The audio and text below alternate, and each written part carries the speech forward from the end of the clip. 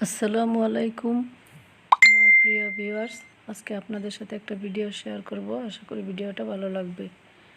আমি প্রথমে কিছু বাদাম নিয়েছি আর কাঠবাদাম নিয়ে আমি অল্প পরিমাণে ঘি দিয়ে বাদামগুলোকে ভেজে নেব। এই যে আমি কিছু বাদাম এখানে ভেজে রেখেছি।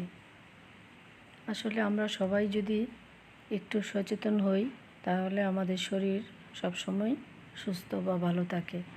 আর শরীরের প্রোটিন বাড়ানোর জন্য প্রতিদিন 2টি বাদাম খেলে খুবই ভালো।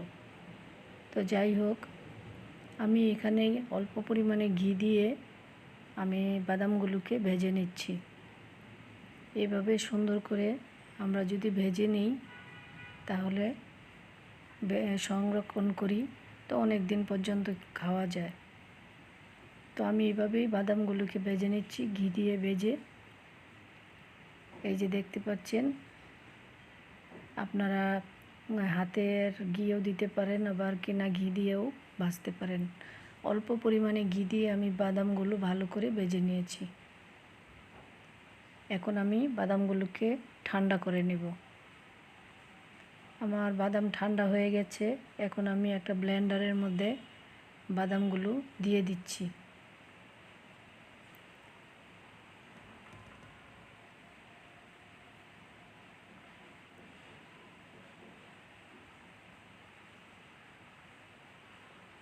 এই যে বাদামগুলো দিয়ে এখন আমি ব্লেন্ড করে নেব।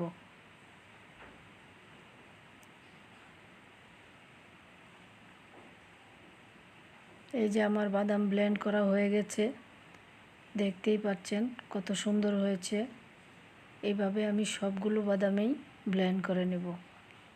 আর এইভাবে যদি আমরা সংরক্ষণ করে রাখি, যখন খুশি তখনই খাওয়া যাবে। আমাদের যখন ইচ্ছে হবে তখন চামচ দিয়ে অল্প পরিমাণে নিয়ে আমরা খেতে পারবো। আর এইভাবেই আমি সংরক্ষণ করে রাখছি।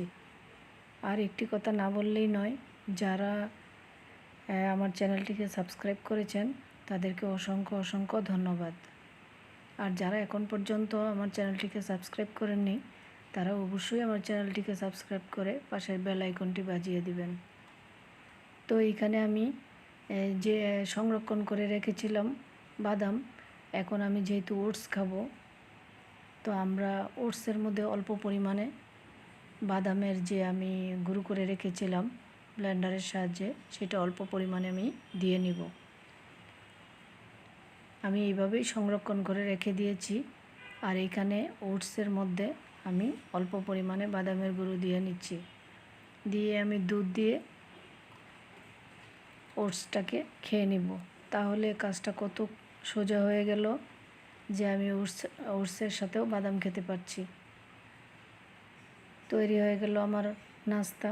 আর সাথে আমার বাদামটা আস্তভাবেও খেতে হলো না, অল্প একটু গুঁড়া দিয়ে। এইভাবেই আপনারা বাদাম সংরক্ষণ করে রাখতে পারবেন।